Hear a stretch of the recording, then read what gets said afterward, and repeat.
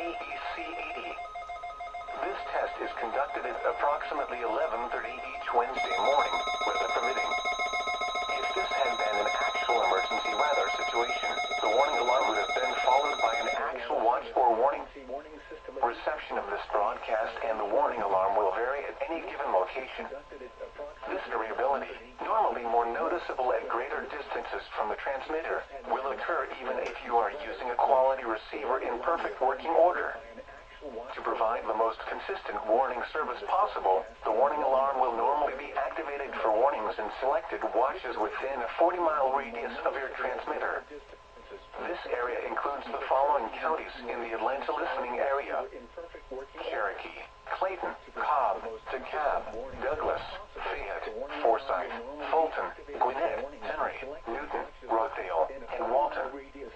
This concludes the weekly test of the warning alarm system. We now return to our normal weather broadcasting.